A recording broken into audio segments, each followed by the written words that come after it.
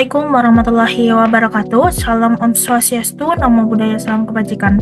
Halo teman-teman semuanya, perkenalkan nama saya Auriza Khairlarka dengan NIM 2511111320007, mahasiswi Fakultas Kedokteran Gigi Universitas Lambung Mangkurat, angkatan 2025. Pada kesempatan kali ini saya ingin menjelaskan mengenai reproduksi pria atau anatomi reproduksi pria. Jadi sistem reproduksi pria itu seperti apa nanti akan saya jelaskan. Oke, kita mulai dari sedikit pemanasan. Pemanasan itu sedikit review dari isi pengetahuan dan juga bagaimana seberapa ingin tahu kalian mengenai hal ini, yaitu bayi dan kisah mereka. Jadi masih ingatkah kalian ketika mendengar bayi yang akan lahir di keluarga kalian ataupun di keluarga teman? Pertanyaan atau rasa ingin tahu apa yang teman-teman miliki tentang cara bayi berkembang dalam rahim. Tapi di sini kita membahasnya itu di bagian reproduksi pria terlebih dahulu. Oke, ini adalah apa saja yang kita akan pelajari pada hari ini, yaitu menyebutkan fungsi-fungsi sistem reproduksi manusia serta mengenali struktur dan fungsi sistem reproduksi pria. Oke, sistem reproduksi pria. Di sebelah kanan kita sudah ada gambar dari sistem reproduksi pria. Itu ada penis, ada abertura uretral, terus ada testis, terus ada anus dan juga lain sebagainya. Di sini nanti kita akan membahas bagian sistem reproduksi saja, teman-teman. Tapi ini adalah salah satu bentukan gambar lengkap dari sistem reproduksi manusia, yaitu khususnya di pria.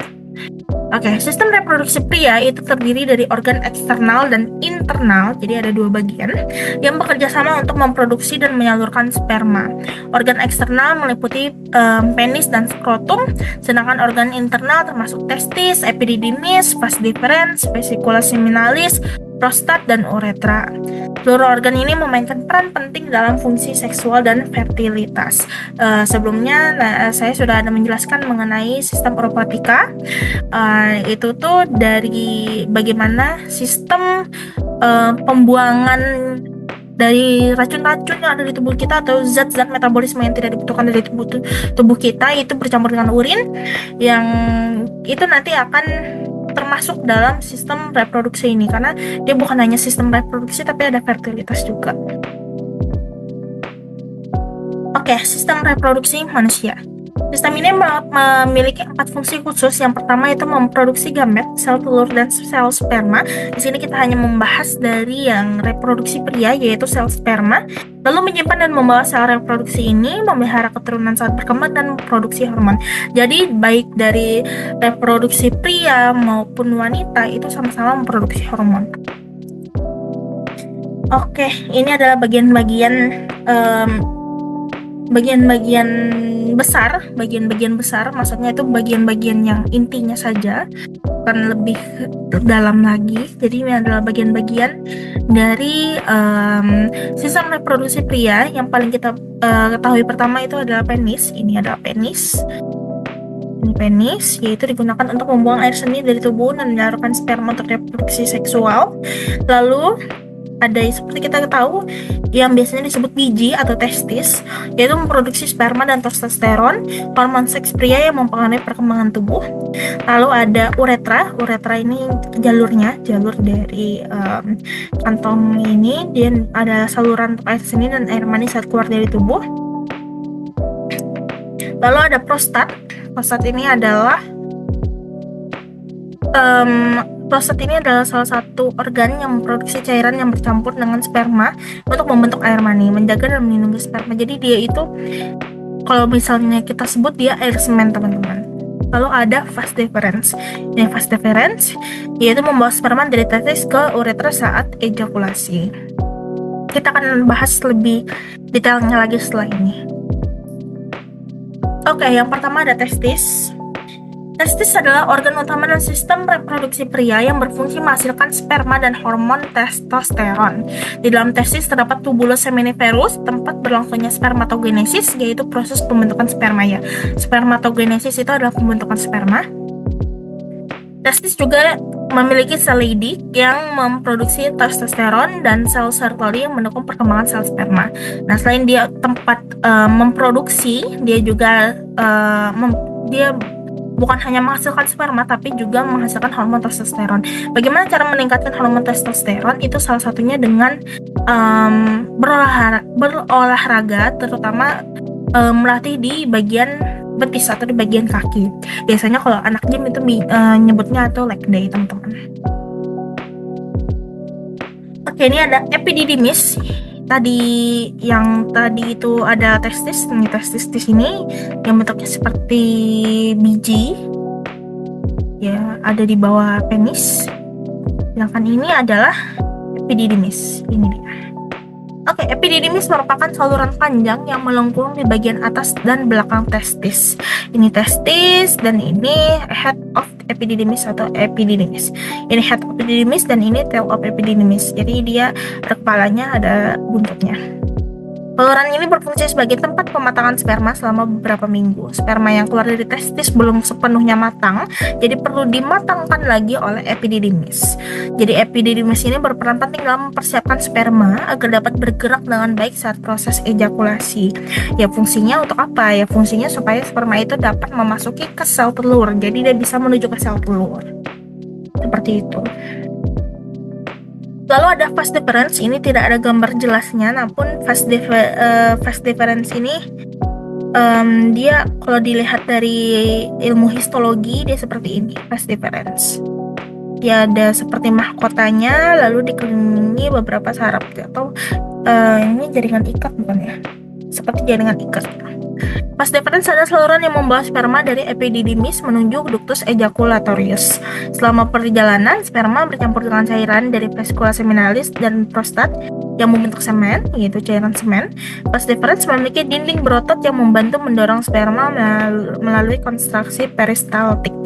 Ya, yaitu ada jaringan otot ya, bukan jaringan ikat, dia ada jaringan otot yang membantu pendorongan sperma melalui konstruksi peristaltik. Jadi ada konstruksi di dalam phase difference ini yang membantu sperma supaya dia bisa menuju ke luar dari saluran itu atau penis. Oke, ini ada kelenjar aksesori. Kelenjar aksesori itu seperti vesicula seminalis, kelenjar prostat, dan kelenjar bulbouretral. Berperan dalam menghasilkan cairan penyusun semen. Vesicula seminalis menghasilkan cairan berfruktosa sebagai sumber energi sperma. Prostat memproduksi cairan alkali yang melindungi sperma dari lingkungan asam vagina. Jadi vagina itu sifatnya asam, teman-teman. Sifatnya asam. Jadi di bagian ini dia itu fungsinya itu adalah melindungi sperma dari lingkungan asam vagina. Jadi dia tetap aktif dan tidak mati seperti itu. Karena cairan sperma ini sangat rentan ya. Cairan sperma ini mudah sekali mati. Dia terkena air biasa saja pun mati. Air matang itu dia mati.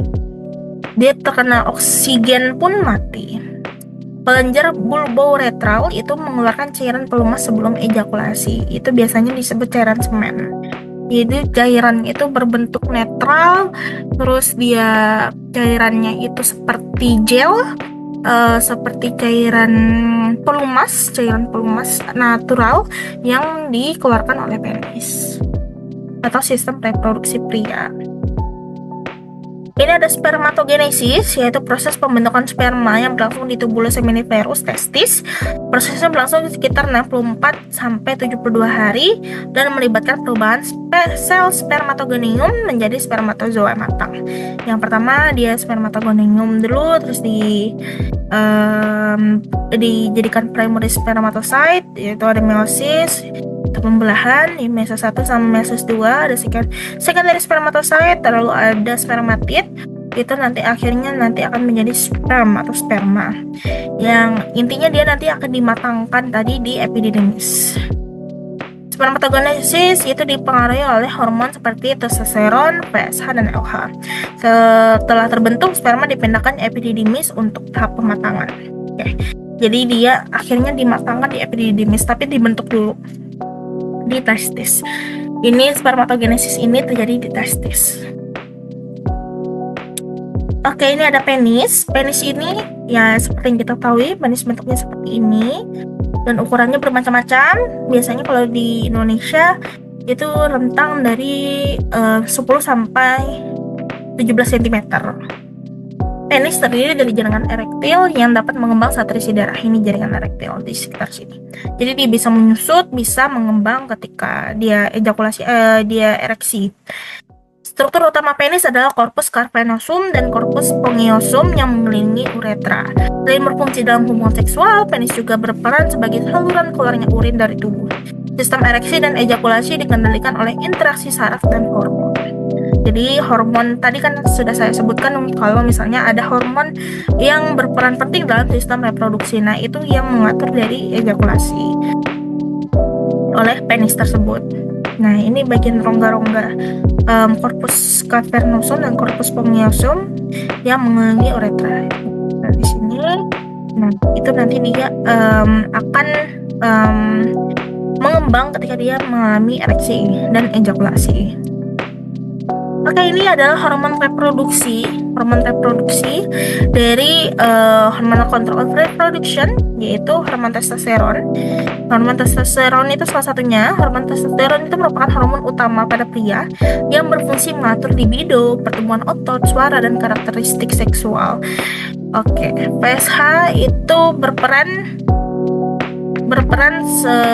merangsang sel Sertoli untuk mendukung spermatogenesis, sedangkan LH merangsang sel Leydig untuk menghasilkan testosteron.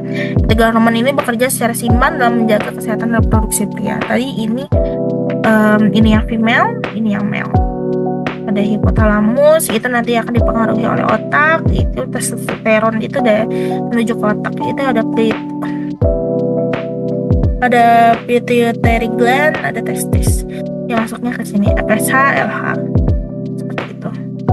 Ini kantongnya, ini yang di dalamnya itu kan testis ya, kantung biji, begitu. Oke, ini perjalanan sel sperma. Saya akan bahas setengahnya saja, yaitu ke bagian prianya saja. Ada testis yang dia memproduksi sperma, nanti dia dibentuk atau dilakukan proses spermatogenesis, lalu di epididymis. Ketika setelah dia spermanya terbentuk secara sempurna, nanti akan ada epididymis, yaitu secara matang memungkinkan sperma matang, terus lalu masuk ke vas deferens untuk didorong spermanya, lalu nanti akhirnya menuju uretra, tempat dia bercampur antara cairan semen dan juga sperma untuk melindungi sperma dia, lalu akhirnya nanti ejakulasi, nanti baru masuk ke vagina ketika berhubungan seksual. Sekian penjelasan dari saya. Mohon maaf bila ada kesalahan kata. Wabillahi taufiq wal hidayah. Wassalamualaikum warahmatullahi wabarakatuh.